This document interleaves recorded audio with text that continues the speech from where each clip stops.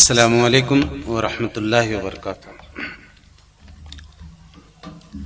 الحمد للہ رب العالمین الرحمن الرحیم مالک یوم الدین والصلاة والسلام علی سید المرسلین وصحابہ الطاہرین الی یوم الدین۔ قال اللہ تعالی فی کتابہ المجید والفرقان الحمید، اعوذ باللہ من الشیطان الرجیم، بسم اللہ الرحمن الرحیم۔ لقد كان لكم في رسول الله أسوة حسنة لمن كان يرجو الله واليوم الآخر وذكر الله كثيرا۔ حضرات، آج سے تقریباً 100 سال پہلے علامہ اقبال نے ایک شعر کہا تھا۔ وہ شعر میں اپنی گفتگو کے بالکل ابتدا میں پیش کرنا چاہتا ہوں۔ اقبال نے کہا کہ بمصطفیٰ برساں خیش را کے دی ہم اوست، اگر بہو نہ رسیدی تمام بھول ہے بیست۔ مصطفیٰ صلی اللہ علیہ وسلم تک پہنچنے کی کوشش کرو کہ وہی کل دین ہے۔ محمد مصطفیٰ صلی اللہ علیہ وسلم تک پہنچنے کی کوشش کرو کہ وہی کل دین ہے۔ اگر وہاں تک نہیں پہنچے تو جہاں بھی پہنچ گئے ہو وہ سب بولہبی کی منزلیں، وہ بولہبک ڈیسٹینیشنز ہیں۔ تو ہمیں یہ بات یاد رکھنی چاہیے کہ ایمان کا حاصل ہی ہے کہ محمد صلی اللہ علیہ وسلم سے ہمارا رشتہ بہت گہرا بھی ہو، جذباتی بھی ہو، اور واقعی معنوں میں اس طرح ہو کہ ہم آپ کو اللہ کا نمائندہ سمجھتے ہیں، اللہ کے ریپرزنٹیٹیو ہیں آپ انسانیت کے اندر۔ کافی مفصل گفتگو یہ بھی آپ کے سامنے آ چکی ہے۔ میں جستا جستا صرف اشارات کرنا چاہتا ہوں۔ اللہ تعالیٰ نے انسانوں کی ہدایت کا ذمہ اپنے اوپر لیا۔ یہ بات سمجھ لیجئے، یہ انسانوں کی عقل و دانش میں نہیں چھوڑا گیا اس کو، کیونکہ انسان اپنے بارے میں اتنا نہیں جانتا جتنا انسان کا پیدا کرنے والا جانتا ہے۔ انسان اس دنیا کے بارے میں تمام تر سائنٹیفک انوینشنز اور ریسرچز کے باوجود اتنا نہیں جانتا جتنا اس دنیا کا بنانے والا جانتا ہے۔ اس لیے ابھی اقرا کا تذکرہ آیا، لیکن اقرا میں سب سے پہلی بات یہ بتائی گئی ہے کہ تمہارا خالق وہ رب ہے جو تمہارے بارے میں تم سے زیادہ جانتا ہے۔ تو وہ جب تمہیں بتائے گا کہ تمہاری زندگی کا کیا مقصد ہے، کوئی پولیٹیشین نہیں بتا سکتا، کوئی راجہ مہاراجہ نہیں بتا سکتا، وہ خالق بتائے گا کہ ہم نے تمہیں کیوں بھیجا ہے۔ وہ کریٹر تمہارے بارے میں اتنا جانتا ہے جتنا تم خود نہیں جانتے۔ وہ جب کوئی نظام دے گا، جب وہ کوئی سسٹم دے گا، تو وہ سسٹم نیچرل سسٹم ہوگا، وہ سسٹم فطری نظام ہوگا۔ تمہارے نیچر، تمہارے مزاج، تمہاری طبیعت کا سب سے زیادہ عالم وہ ہے۔ اس کے دیے ہوئے نظام کے خلاف جاؤ گے تو تم اپنے آپ کو تباہ کر لو گے، چاہے تم ایسٹ کو چاہے ویسٹ کو، چاہے تم 200 کروڑ مسلمان ہو یا ساری دنیا کے 800 کروڑ سے زیادہ انسان ہو۔ اگر انسان جو اللہ کی مخلوق ہے، اگر اللہ تعالیٰ جن کا خالق ہے، اگر وہ اللہ کے بتائے ہوئے طریقے کے خلاف جائیں گے تو چاہے انگریز ہوں یا اردو فارسی کے نام رکھنے والے ہوں، وہ اپنے آپ کو تباہ کر لیں۔ یہ بہت بڑا دعویٰ ہے جو قرآن نے کیا ہے۔ قرآن نے کہا تمہارے لیے آسمان سے پانی ہم برسا رہے ہیں، تمہارے لیے زمین سے غلہ ہم اگا رہے ہیں، تمہارے لیے آکسیجن کا پورا سسٹم ہم نے ڈیزائن کیا ہے، تمہارے لیے روشنی، ٹیمپریچر، حرارت، ان سب کا نظام ہم نے بنایا ہے، تو تمہاری ہدایت اور رہنمائی کا ذمہ بھی ہم نے لیا۔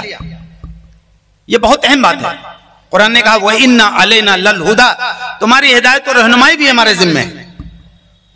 جس طرح تمہاری فزیکل ریکوائرمنٹس ہیں، تمہاری طبعی ضروریات ہیں، اسی طرح تمہاری جو روحانی ضرورتیں ہیں اس کی تکمیل کا ذمہ بھی ہم نے لیا۔ یہ روحانی ضرورت کیا ہے ذرا دیکھیے، بہت کھل کر کے بات کرنی چاہیے، کسی دباؤ میں آنے کی ضرورت نہیں ہے۔ یہ سوال پوری دنیا کا ہر انسان اپنے آپ سے کر سکتا ہے اور کرنا چاہیے۔ نہیں کرے گا تو چاہے بھارت کا ہو یا امریکہ کا، سب اپنے آپ کو تباہ کر لیں۔ وہ سوال کیا ہے ذرا سنیے، سوال یہ ہے کہ میں کون ہوں، میں کون ہوں؟ میں کہاں سے آیا ہوں, مجھے یہاں کیسے رہنا ہے, مجھے یہاں سے کہاں جانا ہے, اور مجھے جہاں جانا ہے وہاں کی کامیابی کیا ہے اور وہاں کی ناکامی کیا ہے. کیا یہ سوالات امپورٹنٹ نہیں؟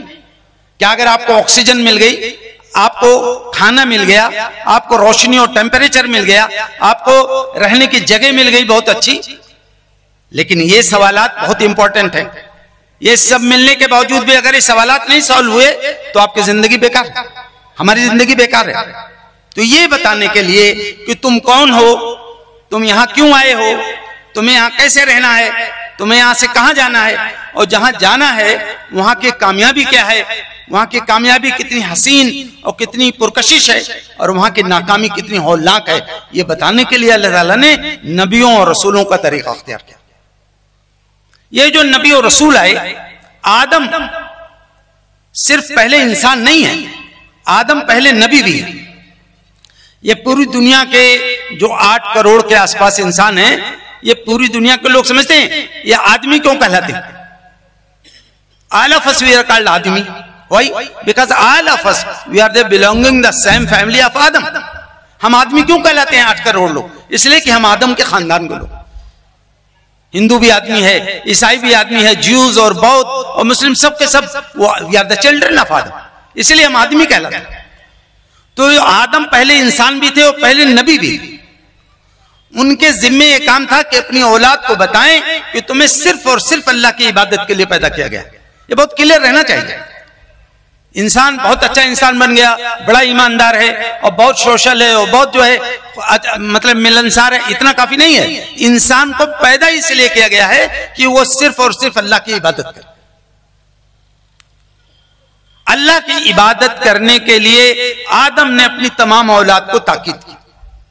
اللہ کی نافرمانی سے بچنے کے لیے آدم نے سب کو تنبیہ کی اور بتایا کہ عبادت, ایمان اور عبادت اور اطاعت کرنے والا اللہ کی جنت میں جائے گا, اور اللہ کی نافرمانی اور انکار کرنے والا جہنم میں جائے گا. جب آدم کی اولاد دھیرے دھیرے زمین میں پھیلتی چلی گئی, مختلف علاقوں میں لوگ پھیلتے چلے گئے, تو اللہ تعالیٰ نے اس مصیبت میں انسانوں کو نہیں ڈالا کہ سب کو سزا دے کہ تم نے آدم والا پیغام کیوں بھلا دیا, جاؤ ادھر جاؤ اپنے اوریجنل سینٹر پر. نہیں, اسی علاقے میں جہاں لوکلٹیز بنی, جہاں آبادیاں بنی, اسی علاقے میں اللہ نے ایک نبی بھیجا. سارے نبی انسانوں میں سے آئے ہیں, سب آدم کے اولاد تھے. محمد صلی اللہ علیہ وسلم بھی آدم کی اولاد میں سے. تو الگ الگ انسانوں میں الگ الگ نبی اور رسول آئے. آپ قرآن مجید پڑھیں گے تو آپ کو لگے گا ایک ہی زمانے میں الگ الگ علاقوں میں الگ الگ نبی موجود ہیں. کبھی کبھی ایک ہی شہر میں 3 رسول موجود ہیں. تو اللہ تعالیٰ نے الگ الگ علاقوں میں الگ الگ نبی اور رسول بھیجے. انسان بھی دھیرے دھیرے ایک آٹونومس ڈیولپمنٹ ہو رہا تھا, یہ ایک فطری ارتقاء ہو رہا تھا انسان کا. انسان جو ہے مینس اینڈ ویز کے ذریعے, وسائل کے ذریعے آپس میں جڑنے بھی لگے. کہیں گھوڑے کے ذریعے, کہیں خچر کے ذریعے کشتیاں ایجاد ہوئیں. تو وہ انسان جو الگ الگ علاقوں میں زمین کے گولے پہ بکھر گیا تھا, بعد میں آپس میں جڑنے لگا. یہ ایج ہے ری کنیکشن کا, ایج دوبارہ سے جڑنے کا ایج. یہ بہت اہم ایج ہے. اسی ایج میں اللہ تعالیٰ نے اپنے آخری پیغمبر کو بھیجنے کا فیصلہ کیا. وہ انسانیت جو زمین کے گلوب پر افریقن, یورپین, ایشین علاقوں میں پھیلی ہوئی تھی, اس انسانیت نے جب آپس میں جڑنے کا عمل شروع ہوا تو گویا اب اس بات کا امکان پوری طرح سے ڈیولپ ہو گیا کہ اگر ایک نبی بھیج دیا جائے تو ساری انسانیت میں بات پھیل سکتی. تو ایسے موقع پر, یعنی جس کو آپ ٹائم وزڈم کہہ سکتے ہیں, زمانی حکمت کہہ سکتے ہیں, ایسے زمانے میں 8 سے 1,500 سال پہلے اللہ تعالیٰ نے اپنے آخری پیغمبر کو بھیجنے کا فیصلہ کیا. آج کل جرنلزم اور سیاست کی دنیا میں ایک لفظ بولا جاتا ہے گلوبل ویلیج, عالمی گاؤں. کہا جاتا ہے دنیا آج ایک عالمی گاؤں بن چکی. میں پورے وثوق کے ساتھ کہتا ہوں کہ دنیا کے عالمی گاؤں ہونے کے کنسپٹ کی, تصور کی بنیاد آج سے 1,500 سال پہلے رکھ دی گئی تھی, جب ساری دنیا کے انسانوں کے لیے ایک رہنما بھیجا گیا, جب ساری دنیا کے انسانوں کے لیے ایک ہادی بھیجا گیا. تو محمد صلی اللہ علیہ وسلم کی آمد ایسے وقت میں ہوئی کہ جب ساری دنیا ڈسپرس ہونے کے بعد, منتشر ہونے کے بعد آپس میں ریکنیکٹ ہو رہی تھی. اور ایک اس کی حکمت یہ بہت بڑی تھی کہ اس زمانے میں جب آپ آئے تو تمام انبیاء سابقین، تمام پہلے نبیوں اور رسولوں کے لائے ہوئے تعلیمات کے چراغ وہ بجھ چکے تھے. ایک بات تقریباً ہر کتاب میں موجود تھی کہ ایک آخری پیغمبر آنے والے ہیں، ان کا نام محمد ہوگا، احمد ہوگا. ان کے بارے میں آیا کہ جب وہ آ جائیں تو تم سب ان کو مان لینا. یہ صرف بائبل میں نہیں ہے، یہ صرف انجیل اور اولڈ اور نیو ٹیسٹامنٹ میں نہیں ہے. یہاں ہندوستان کی جو مذہبی کتابیں ہیں اس میں بھی ہے. وہاں ایک کتاب پائی جاتی ہے بھوشیہ پران کر کے، اس میں بتایا گیا کہ ایک انتم یشدوت آنے والے ہیں جن کا نام محمد ہوگا. ویداس میں کہا گیا کہ جو انتم رشی آئیں گے ان کا نام نرشنش ہوگا، یعنی نروں میں جن کی پرشنسا کی گئی ہو، جس کا عربی ترجمہ محمد ہے. تو یہ ایک بات تمام کتابوں میں موجود تھی کہ ایک آخری پیغمبر آنے والے ہیں، اور وہ آخری پیغمبر جب آ جائیں گے تو پھر دین کا، اللہ تعالیٰ کی شریعت کا، انصاف کا، عدل کا دور دورہ ہو جائے گا. ایک بات اور ہے کہ محمد صلی اللہ علیہ وسلم کو ایک ایسی جگہ پہ بھیجا کہ جو پوری دنیا کے سیولائزیشن کا سینٹر تھا. آج سے 1500 سال پہلے امریکن سیولائزیشن نہیں تھی، چاہے ناردرن ہو یا سدرن ہو. آسٹریلین کوئی سیولائزیشن نہیں تھی. ہیومن سیولائزیشن، انسانی تمدن کا جو مرکز تھا وہ یورپ کا نچلا حصہ یعنی پوربی حصہ، افریقہ کا اتری یعنی اوپری حصہ، اور ایشین ریجن جس میں ہم اور آپ رہتے ہیں تھوڑا سا حصہ چائنا کا. یہ انسانی تمدن یہیں بسا ہوا تھا. اس کے بالکل مرکز میں اللہ تعالیٰ نے محمد صلی اللہ علیہ وسلم کو بھیجا. اگر آپ اس زمانے کا نقشہ اٹھا کے دیکھیں، آج آپ گھر جائیے گلوب اٹھا کے دیکھ لیجئے گا، اگر اس زمانے میں 1500 سال پہلے خشکی کے راستے کسی کو افریقہ سے ایشیا آنا تھا، اسی علاقے سے آنا پڑتا. ایشیا سے یورپ جانا ہے، اسی علاقے سے گزرنا پڑتا. یورپ سے افریقہ آنا ہے، اسی علاقے سے گزرنا پڑتا. تو گویا مطلب central point of the continents, 3 continents کے مرکز پر اللہ تعالیٰ نے اپنے آخری پیغمبر کو بھیجا. تو زمانہ کون سا اختیار کیا؟ بالکل وہ زمانہ جب دنیا کنیکٹ ہو رہی تھی، جب سارے نبیوں کے تعلیمات کے چراغ بجھ چکے تھے، اور دنیا کے بالکل سینٹر میں اللہ تعالیٰ نے محمد صلی اللہ علیہ وسلم کو بھیجا. اب یہاں سے بس مختصراً میں بات کرنی چاہوں گا کہ اب گویا دنیا کا ایک ایسے دور کا آغاز ہو رہا تھا. اللہ کے نبی صلی اللہ علیہ وسلم نے فرمایا قیامت کی سب سے بڑی نشانی میری آمد ہے، یعنی میں اللہ کا پیغمبر ہوں. اب میرے اور قیامت کے بیچ میں کوئی پیغمبر نہیں. تو گویا کہ آخری دور اب دنیا کا شروع ہونے والا تھا. اس آخری دور کے 1500 سال تقریباً گزر چکے ہیں. ابھی کتنے دن دنیا ہے یہ اللہ ہی کو معلوم ہے، لیکن واقعی دنیا اب شاید بہت دنوں تک نہیں رہنے والی ہے. اس لیے دنیا میں انسانوں نے سرکشی کی حدیں پار کر دی. یہ بات میں آپ سے کہنا چاہتا ہوں کہ محمد صلی اللہ علیہ وسلم کو اللہ تعالیٰ نے قیامت تک کے لیے نبی اور رسول بنایا. اب اس امت کا ایک نام ہے قرآن مجید کے اندر، فرمایا وَكَذَلِكَ جَعَلْنَاكُمْ أُمَّةً وَسَطًا، اور ہم نے تم کو امت وسط بنایا ہے. وسط کے معنی ہوتے ہیں بیچ کی کڑی. انگریزی میں اگر آپ کہیں تو کنیکٹنگ لنک، یعنی محمد صلی اللہ علیہ وسلم میں بھی آپ نے سنا تمام انسانوں کے لیے تھے. اب قیامت تک جو تمام انسان آئیں گے ان کے بھی لیے تھے. تو ان تمام انسانوں کو محمد صلی اللہ علیہ وسلم کا تعارف کرانا، محمد صلی اللہ علیہ وسلم سے تمام انسانوں کو جوڑنا، یہ کام کون کرے گا؟ ظاہر ہے یہ کام ہمیں اور آپ کو کرنا. تو یہ بیچ کی کڑی ہیں ہم، امت وسط ہیں ہم. اس معنی میں امت وسط کے ایک معنی علامہ رشید رضا مصری نے کہا کہ امت وسط کے ایک معنی یہ ہے کہ یہ معتدل امت ہے. نہ تو یہ یہودیوں کی طرح نبی کو جھٹلا رہی ہے، نہ نبیوں کو اذیت دے رہی ہے، نہ نبی کو قتل کر رہی ہے، اور نہ تو یہ عیسائیوں کی طرح سے نبی کو خدا بنا رہے ہیں. اس پہلو سے بھی ایک بیلنسڈ امت ہے. تو ہم امت وسط ہیں. ہمیں اپنے مقام اور اپنی جو ہے مرتبے کی نزاکت کو سمجھنا چاہیے. یاد رکھیے، میں یہ بات پوری وضاحت کے ساتھ کہنا چاہتا ہوں کہ دنیا کے سارے انسانوں تک اسلام کی دعوت، محمد صلی اللہ علیہ وسلم کا تعارف اور ساری انسانیت کو محمد صلی اللہ علیہ وسلم سے جوڑنا یہ ہماری ذمہ داری ہے. ہم we are the connected link. لیکن ساری دنیا کے انسانوں کو بھی سمجھنا چاہیے 200 کروڑ لوگ اس دنیا میں رہتے ہیں. یہ بات آپ سے میں کہنا چاہتا ہوں، بہت واضح طور پہ سمجھ لیجئے. یہ دنیا میں جو ساری مخالفتیں ہو رہی نا، یہ صرف اس لیے نہیں رہی کہ انہوں جانتے ہیں. اس میں سے بہت سارے شیاطین وہ ہیں جو بالکل اچھی طرح جانتے ہیں، اس کے باوجود بھی رسول اللہ کی مخالفت کی رہی، اس کے باوجود بھی وہ شیطنت پہ آمادہ ہے. یہ بات ہمیں کسی دھوکے میں نہیں رہنا چاہیے. یقیناً ایسے لوگوں کی تعداد کروڑوں جو نہیں جانتے محمد صلی اللہ علیہ وسلم. ہماری ذمہ داری وہ جو شریر لوگ ہیں ان کو بھی پہنچانا ہے اور وہ جو لا علم لوگ ہیں ان کو بھی پہنچانا ہے. لیکن قرآن نے کہا ہے بات کہ ان الذین کفروا سواء علیہم انذرتہم ام لم تنذرہم لا یؤمنون.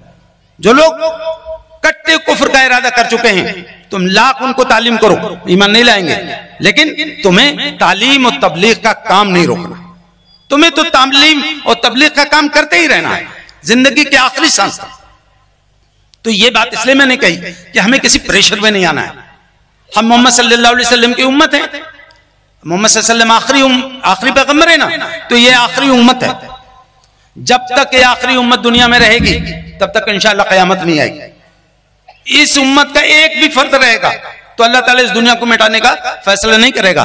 لیکن جب اس امت کا آخری نمائندہ بھی دنیا سے چلا جائے گا تو اللہ تعالیٰ کو اس دنیا کی کوئی ضرورت نہیں رہے.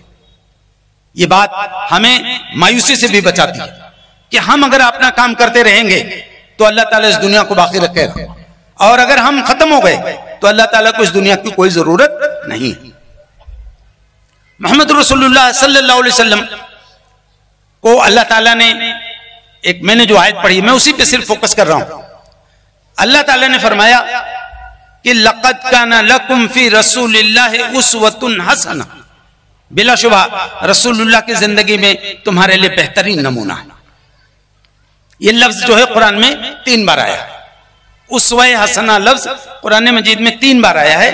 2 بار سورہ ممتحنہ میں سیدنا ابراہیم علیہ السلام کے لیے آیا ہے, اور 1 بار محمد صلی اللہ علیہ وسلم کے لیے فائنلی سورہ احزاب میں آیا ہے.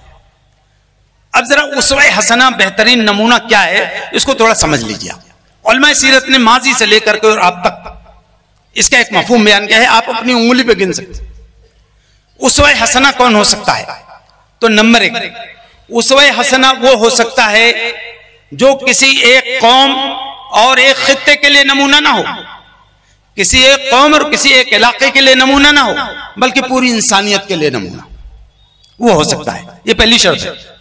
دوسری شرط, اسوہ حسنہ وہ ہو سکتا ہے جو کسی ایک زمانے کے لیے نمونہ نہ ہو محدود, بلکہ آنے والے ہر دور کے لیے نمونہ. محمد صلی اللہ علیہ وسلم صرف اپنے زمانے کے لیے نمونہ نہیں ہے, آنے والے ہر دور کے لیے نمونہ ہے. یہ دوسری بات ہے. تیسری بات ہے کہ جو اسوہ حسنہ وہ ہو سکتا ہے جو زندگی کے کسی ایک شعبے کے لیے نمونہ نہ ہو, یعنی نماز میں نمونہ ہے, ذکر میں نمونہ ہے, سیاست اور انصاف میں نمونہ نہیں ہے, تو وہ اسوہ حسنہ نہیں ہو سکتا. آپ جانتے ہیں حضرت عیسیٰ علیہ السلام کو اسوہ حسنہ نہیں کہا, حالانکہ وہ اللہ کے پیغمبر ہیں, اللہ کے رسول ہیں. ان پر ایمان لانا, ان کا احترام کرنا اور ان کے ذکر کو گویا کہ پڑھنا یہ سب ثواب کا کام ہے, لیکن ان کی کوئی فیملی لائف نہیں. دوبارہ آئیں گے تب شادی کریں گے. ان کے یہاں تعلیمات میں کوئی جنگ اور صلح اور اسلامی نظام کے قیام کا کوئی نمونہ ہی نہیں. تو اسوہ حسنہ اللہ تعالیٰ نے جو بنایا محمد صلی اللہ علیہ وسلم کو ان تینوں پہلوؤں سے, یعنی نمبر 1 کسی ایک قوم و خطے میں محدود نہ ہو, نمبر 2 کسی زمانے میں محدود نہ ہو, اور نمبر 3 زندگی کے کسی ایک شعبے میں نمونہ نہ ہو بلکہ زندگی کے تمام شعبوں میں نمونہ ہو. یہ محمد صلی اللہ علیہ وسلم کی خاصیت ہے. لیکن اس آیت کے ساتھ میں آپ کو عرض کر دوں, یہ جو آیت ہے نا اسوہ حسنہ والی, اس کے ساتھ ذرا انصاف نہیں ہو پاتا. محمد رسول اللہ صلی اللہ علیہ وسلم, یہ قرآن ہے, معاف کیجئے گا, یہ قرآن اللہ کے نبی صلی اللہ علیہ وسلم اس قرآن کی ایک پریکٹیکل ایسپیکٹ, پریکٹیکل تفسیر ہیں. آپ اس آیت کا ایک مفہوم عمومی ہے اور اس آیت کا ایک مفہوم خصوصی ہے. اس میں تعمیم اور تخصیص دونوں. یہ آیت نازل ہوئی ہے غزوہ خندق کے وقت. غزوہ خندق میں مدینے کی حفاظت کے لیے آپ صلی اللہ علیہ وسلم نے صحابہ کے ساتھ خندق کھودی. ایک اس کا خاص مفہوم ہے, آپ خندق کھود رہے ہیں, تمام صحابہ کے لیے ناپ دیا گیا, اتنا ہاتھ ناپا گیا, آپ نے اپنے لیے نپوایا. حدیث میں آتا ہے صحابہ نے کہا یا رسول اللہ آپ کو کیا زحمت کرنے کی ضرورت ہے, ہم تو موجود ہیں. آپ نے کہا نہیں, محمد ان لوگوں میں نہیں رہنا چاہتے جن کے ساتھی تو کام کر رہے ہوں اور وہ دیکھ رہے ہیں. آپ نے اپنے حصے کی خندق کھودی, اپنے ساتھیوں کی مدد کی, اور مدد جس انداز میں کی وہ آپ بہت تفصیل ہے کہ آپ نے ایک صحابی کے حصے کی چٹان آ گئی تھی, آپ نے جا کے اس کو مارا. آپ 4 بار اس میں آپ نے کہا, ایک بار مارا تو وہ چٹان دھڑک گئی. آپ نے کہا مجھے یمن کے محلات دکھائے جا رہے ہیں. آپ نے اس میں دوسری بار مارا, چٹان چٹک گئی. آپ نے فرمایا مجھے کسرا کا ایوان دکھائے جا رہے ہیں. آپ نے تیسری بار مارا تو چٹان بکھر گئی. آپ نے فرمایا مجھے جو ہے روم کے کنگورے اور محلات دکھائے جا رہے ہیں. ابھی گھرے ہوئے ہیں لوگ, 12,500 لوگوں نے مدینے کو گھیر رکھا ہے, اور حضور فرما رہے ہیں مجھے کسرا کے کنگورے دکھائے جا رہے ہیں, روم کے ایوان دکھائے جا رہے ہیں, یمن کے محلات دکھائے جا رہے ہیں. جانتے کیا ہوا؟ آپ ذرا پڑھیے اس کو. صحابہ ایک دوسرے کو مبارکباد دینے لگے. کہا جانتے ہو حضور فرما رہے ہیں ان قریب سب فتح ہونے والا ہے. یہ اس کو کہتے ہیں ایمان. سخت سے سخت حالات میں رسول اللہ نے اپنے ماننے والوں کو انکریج کیا, اپنے ماننے والوں کو کانفیڈنس دیا. یہ جو موجودہ حالات نا, اس میں کسی پریشانی کی ضرورت نہیں ہے. اس سے زیادہ سخت حالات سے گزرے ہیں ہم.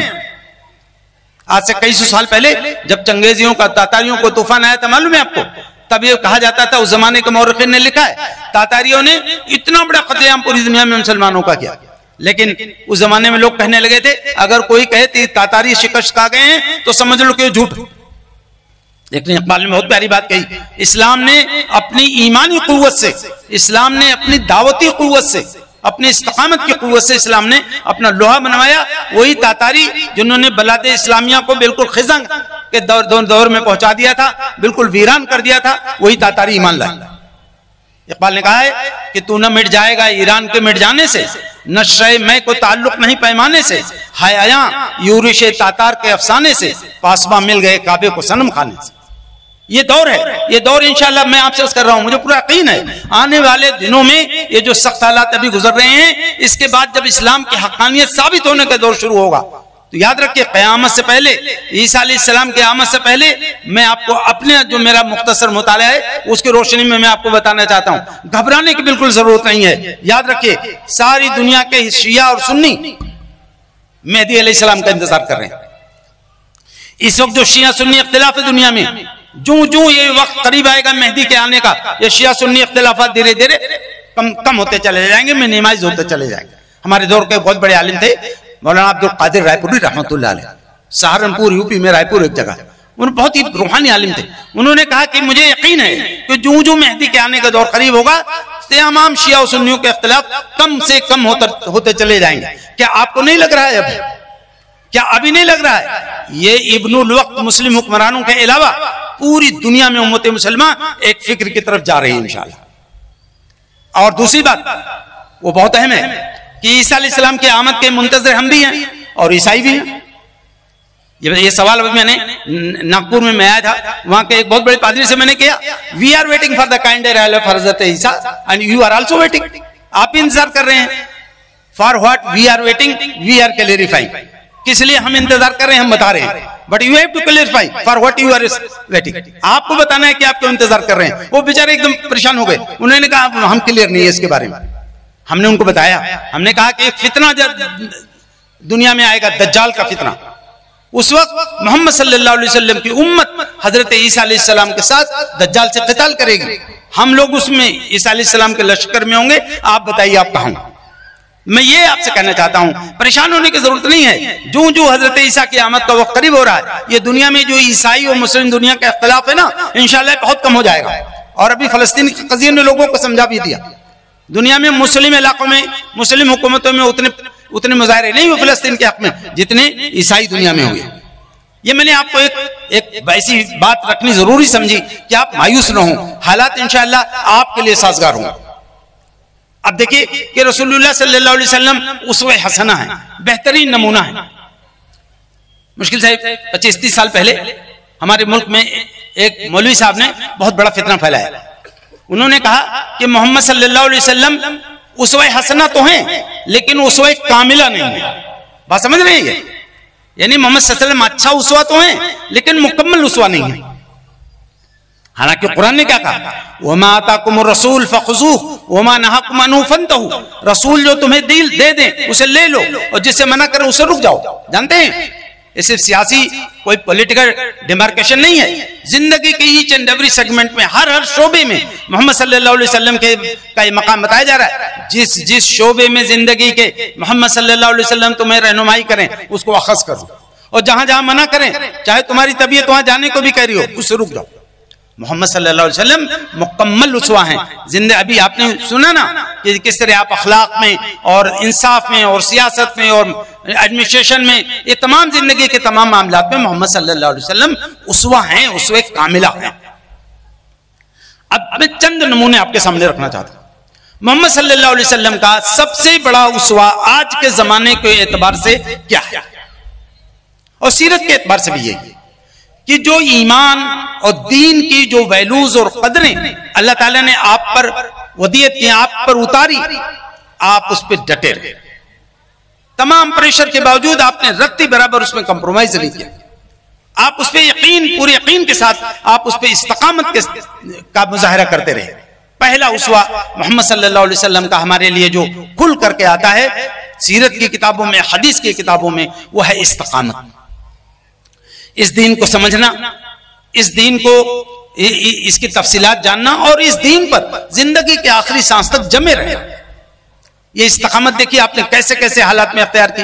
ابھی جیسے پولیٹیکل پریشر ہوتا ہے تو لوگ گھبرا جاتے ہیں. اللہ کے نبی صلی اللہ علیہ وسلم پر اتنا پریشر تھا کہ آپ کے چچا جناب ابو طالب، ایک دن ان کو آ کے لوگوں نے پریشرائز کیا. انہوں نے کہا سید القریش، آپ کے بھتیجے نے ہمارے پورے ماحول کو بالکل تہوبالہ کر رکھا ہے. آپ بھی انہی بتوں کو پوچھتے ہیں، اور یہ کہہ رہا ہے وہ تو کسی نفع نقصان کے مالک نہیں ہے، تو آپ اسے ہمیں دے دیں، ہم اسے قتل کر دیں گے، اور ہم آپ کو ایک خوبرو نوجوان دیتے ہیں، آپ اسے پال لیجیے. ابو طالب بہت ناراض ہوئے. انہوں نے کہا اچھا میں تمہارے اوباش لڑکے کو لے کے پالوں اور اپنے فرشتوں جس پہ رش کرتے ہیں اس بھتیجے کو تمہیں دے دوں، تمہیں سے قتل کر دو. جاؤ، ابو طالب کی جان میں جب تک جانے تم اس کا بال نہیں بکا کر سکتے. لیکن جب حضور آئے تو ابو طالب بہرحال پریشر میں آ گئے. انہوں نے کہا بھتیجے اتنے سارے لوگوں کا جب دباؤ جو ہے، اب شاید میں اس کا سامنا نہ کر سکوں کیونکہ میں بوڑھا ہو گیا ہوں، میرے قوا مزمحل ہو گئے ہیں. اللہ تعالیٰ نے اپنے بھروسے پر اپنے پیغمبر کو پیغمبر بنایا تھا. اللہ کے نبی نے فرمایا چچا جان خدا کی قسم اگر یہ لوگ میرے مطالبے پر گویا ناممکنات کو ممکن بنا دیں، اگر یہ لوگ میرے مطالبے پہ میرے دائیں ہاتھ میں سورج اور بائیں ہاتھ میں چاند لا کر رکھ دیں اور مجھ سے کہیں کہ میں اس کام سے باز آ جاؤں، تو اس خدا کی قسم جس کے قبضے میں محمد کی جان ہے، یا تو یہ دین غالب ہوگا اور یا تو محمد کی جان اسی میں چلی جائے. یہ ہے استقامت. حالات میں شکوہ کرنے، حالات میں کسی جو ہے کمپرومائز کرنے، اپنے موقف کو کمزور مت کیجئے. آپ اپنے موقف پہ رہیے. آپ کا موقف بھی حقیقی ہے، وہ موقف بھی نہیں، موقف ہی آپ کا جو ہے وہی حقیقی ہے. بس یہ ہے کہ آپ اپنے اندر شعور پیدا کیجئے. ابھی تے ہمارے نوجوان بیٹھے ہیں، اگر میں آپ سے کہنا نہیں چاہتا، انتہائی خراب صورتحال ہے ہماری. ہم ناول پڑھتے ہیں، ہم واٹس ایپ پر اسٹوریز اور کہانیاں پڑھتے ہیں، فلمیں دیکھتے ہیں، لیکن ہمارے نوجوانوں کو کیا محمد صلی اللہ علیہ وسلم کو جاننے کی ضرورت نہیں ہے؟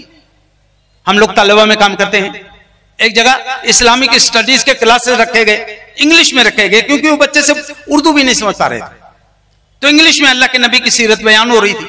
بہت سارے لڑکوں کی آنکھوں میں آنسو آ گئے، لیکن ایک مسلمان لڑکا اس میں سے بولا sir again and again you are repeating the name of Muhammad, but who was this Muhammad? آپ بار بار محمد کا نام لے رہے ہیں تقریر میں، یہ محمد کون تھے؟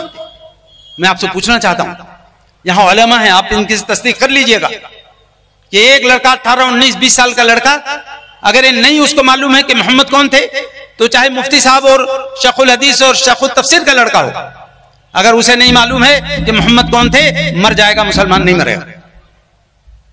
کیا ایسے نوجوان ہمارے درمیان نہیں پائے جاتے؟ یہاں ہمارے شاہ زیب صاحب ہیں، یہاں علماء شہر کے موجود ہیں. میں آپ سے بہت دستبستہ گزارش کرنا چاہتا ہوں، یہ جو نئی نسل ہے جو کالجوں میں پڑھ رہی ہے، مونٹیسریز اور کانوینٹس میں پڑھ رہی ہے، اس کو سچے طور پر محمد صلی اللہ علیہ وسلم کا تعارف کرائیے. یہ آپ کی فرسٹ ڈیوٹی ہے، ورنہ بہت غلط امیج جا رہی ہے جب ہمارے نوجوان خود ہی نہیں جانتے محمد صلی اللہ علیہ وسلم کون تھے.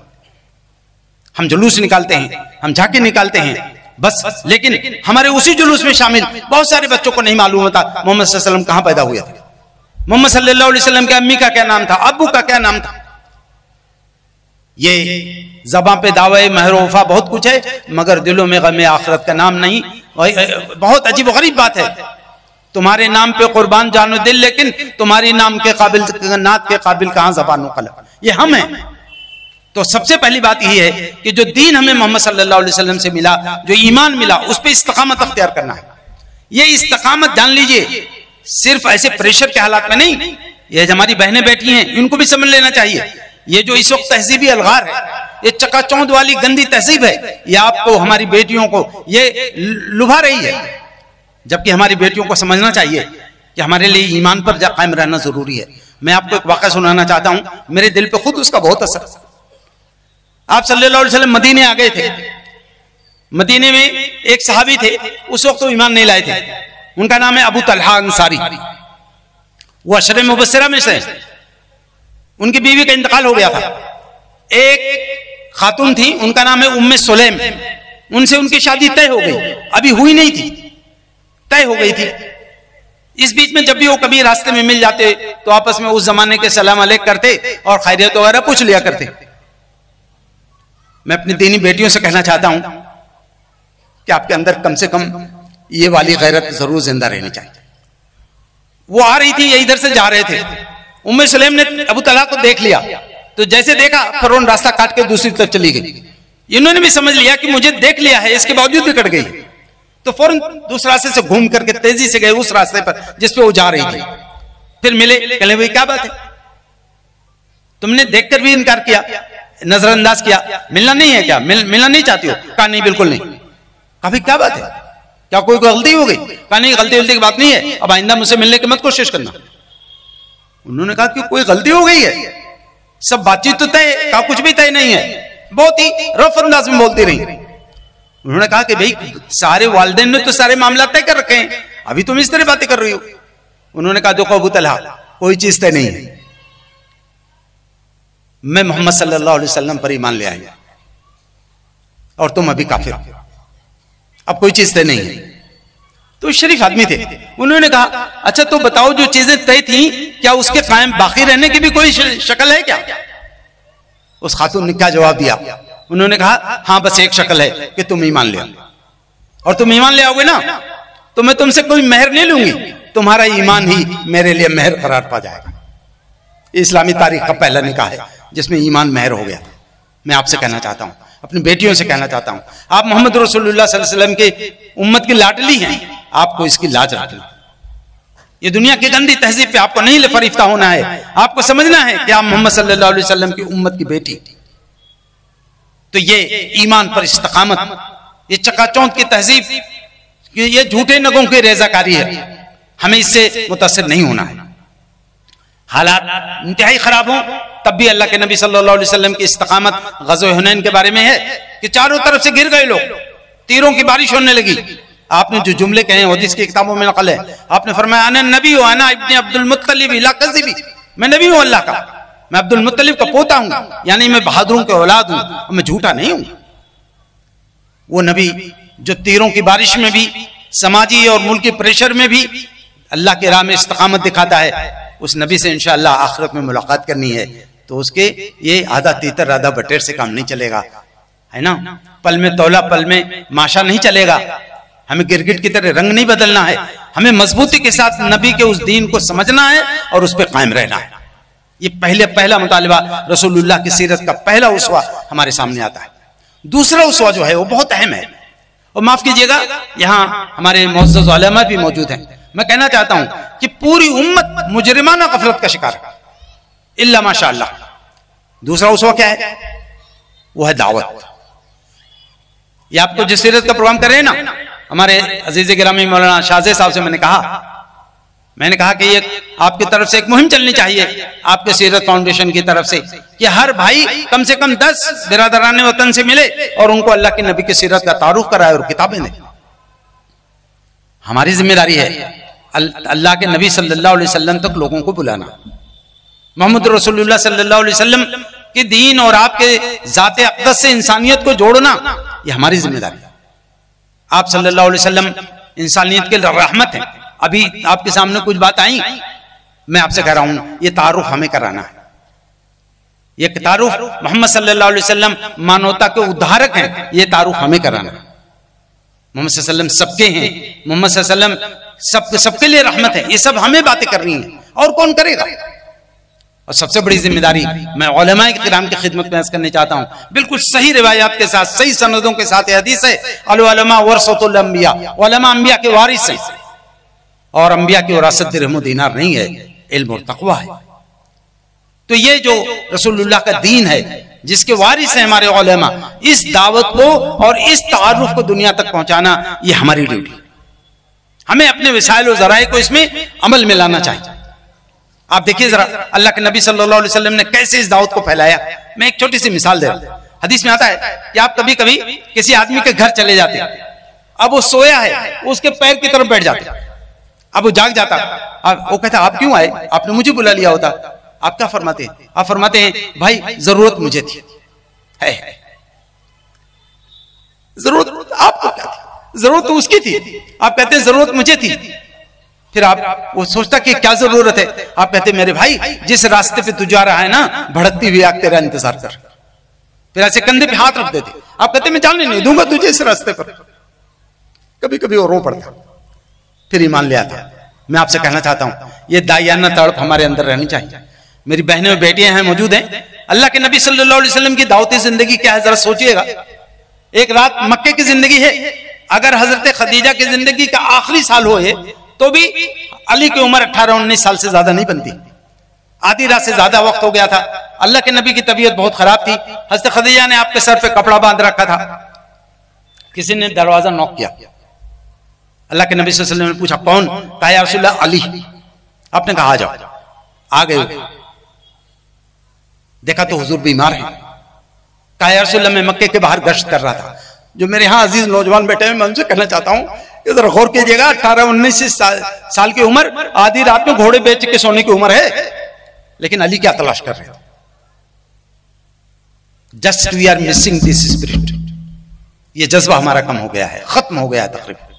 علی نے کہا رسول اللہ میں مکے کے باہر گشت کر رہا تھا، وہاں ایک قافلہ آیا ہوا ہے، تو میں چاہ رہا تھا کہ آپ چلتے اور ان کو اللہ کے تعالیٰ کے دین کی دعوت پہنچا دی جاتی. ہو سکتا ہے کسی کو جہنم سے بچنے کی توفیق مل جاتی. آپ صلی اللہ علیہ وسلم کی جو حالت تھی اس کے باوجود بھی آپ اٹھ گئے. اٹھے تو آپ لہرا گئے. حضرت خدیجہ نے آپ کو ایسے مضبوطی سے کمر پکڑ لیا. کہا یا رسول اللہ میں آپ کو جانے نہیں دوں. کیا اللہ تعالیٰ نے آپ کو اپنے آپ کو ہلاک کرنے کا حکم دے دیا ہے کیا؟ آپ کی حالت ہے آپ کھڑے نہیں ہو سکتے ہیں، آپ کا جسم لہرا رہا ہے. حضور نے جو بات کہی ہے اس کو پڑھ لیجئے. حضور نے کہا خدیجہ دو باتیں ہمیشہ یاد رکھو. ایک تو اس کام میں میری مددگار بننے کی کوشش کرو، رکاوٹ نہیں. اور دوسرے تمہاری غائب درجے کی محبت ہے جو تم مجھے اس حالت میں نہیں جانے دینا چاہتی ہو. لیکن خدیجہ تمہاری یہ محبت اس وقت میرے لیے پریشان کن بن سکتی ہے. اگر اللہ تعالیٰ نے آخرت میں مجھ سے پوچھ لیا کہ محمد تم نے اپنے ذرا سے آرام کا خیال کر کے میرے بندوں کو میرا پیغام پہنچانے کا بہت اچھا موقع گنوا دیا تو اللہ کے حضور مجھے شرمندگی ہو جائے گی. حضرت خدیجہ یہ الزام نہیں لے سکتی تھی. ہاتھ کھول دیا، علی کے کالکندے کا سہارا لے کے آپ گئے اور وہاں دعوت پہنچائی. یہ ہے پیغمبر صلی اللہ علیہ وسلم کی وہ داعیانہ تڑپ. معاف کیجئے گا یہ صرف کتابوں میں بند ہے، ہماری زندگی میں کہیں نہیں دکھ رہی. میں خود جس گھر کا ہوں میں نے والد صاحب کو دیکھا ہے ایک مہینے میں 50 لوگوں تک وہ دین کی دعوت پہنچاتے تھے. ایک دن میں روز مطلب 1 2 لوگ 3 لوگ تک کبھی کبھی ہو جاتا تھا. ہمیں یہ جذبے کی اس کی وراثت کو ہمیں اپنے اندر لینے اور منتقل کرنے کی ضرورت ہے. یہ ہماری ذمہ داری ہے. ہماری بہنیں ہیں یہاں بیٹھی ہیں. میں آپ سے کہنا چاہتا ہوں آپ کے لیے یہ لوگ پروگرام رکھیں، خواتین کا پروگرام رکھیے. ہماری جو دوسرے مذاہب کی بہنیں ہیں بیٹیاں ان کو بھی بلائیے. ان کو بتائیے اسلام نے عورت کو کیا حق دیا، اسلام نے بیوی کو کیا حق دیا، اسلام نے ماں کو کیا حق دیا، اسلام نے بیٹی کو کیا حق دیا، اسلام نے بہن کو کیا مقام دیا. یہ ساری چیزیں ہم لوگوں کے سامنے رکھ سکتے. میں دوسرا یہ پہلا اسوہ آپ کا استقامت دین پر جمنا، دوسرا اسوہ دعوت، اور تیسرا اسوہ میں کہنے جا رہا ہوں جس کا تذکرہ ہی بہت کم آتا ہے وہ ہے باخبری. باخبر رہیے. بے خبری یہ کوئی دین کا کام نہیں ہے. بہت سے لوگ نادانی میں سمجھتے ہیں کہ بھئی وہ صاحب تو اتنے بزرگ ہیں انہیں معلوم ہی نہیں دنیا میں کیا ہو رہا ہے. جناب یہ بزرگی نہیں ہے، یہ رسول اللہ کے طریقے سے لا علمی ہے. ابھی میں نے وہ شعر پڑھا اقبال کا کہ جو محمد مصطفیٰ تک پہنچو کہ وہی کل دین ہے. دین جو کو وہی ہے کچھ جو محمد صلی اللہ علیہ وسلم کرتے ہیں، کہتے ہیں، بیان کرتے ہیں، حکم دیتے ہیں، وہی دین ہے. محمد صلی اللہ علیہ وسلم کیسے باخبر رہتے تھے سنیے گا ذرا. آپ صلی اللہ علیہ وسلم نبی ہونے کے بعد 13 سال مکے میں رہے، اس کے بعد 10 سال مدینے میں رہے. اٹھا کے تاریخ پڑھ لیجئے.